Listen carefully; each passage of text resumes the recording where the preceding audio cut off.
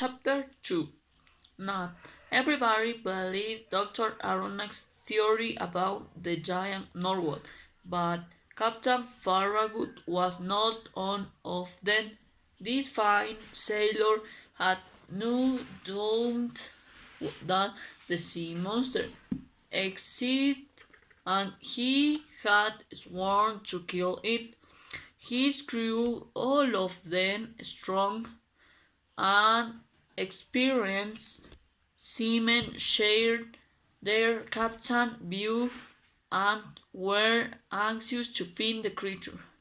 The ship had the best equipment, from harpoons to exploding bullets, but the best of all, it had Ned Land on board. Ned was a Canadian with a sharp eye and a strong arm, and he was the best harpooner on earth.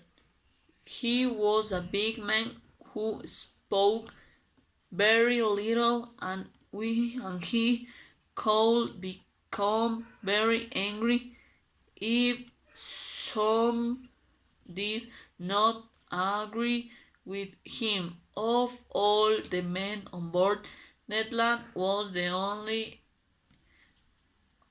who didn't believe the creature really existed.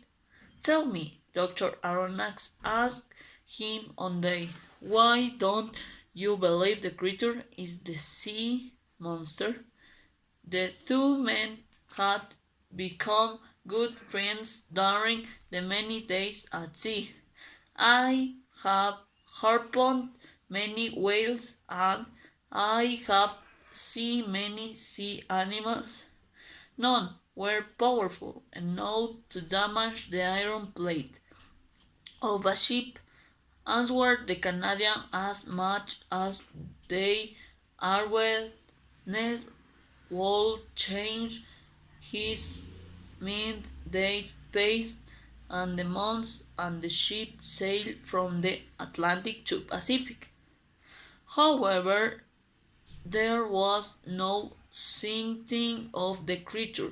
The crew became tired and restless and wanted to give up the search and return home. Captain Farragut was in a difficult position. I promise you that if we don't find the monster in 3 days, we will head from the Atlantic and go back home, he told his men. The crew cheered and agreed to continue for 3 more days. It was 5 November and they had been sailing for over 4 months. 2 days went by and they didn't see monster. The third day found the Abraham Lincoln of the coast of Japan, with the crew silently watching the horizon as night was falling. As boys cried out, "Ahoy! There it is at last!" It was the voice of Ned Land. Then he turned to Aronnax and said, I was wrong. After all, the sea monster does exist." Everybody came running towards Ned and looked at what he was pointing at. In the darkness, they saw something long swimming in a strange blue light the surface of the sea. A minute later, they all start shouting, "It's moving! It's coming straight at us!" The creature came near, circled the ship, and then sadly disappeared. The men were amazed. All night long the crew was on their feet.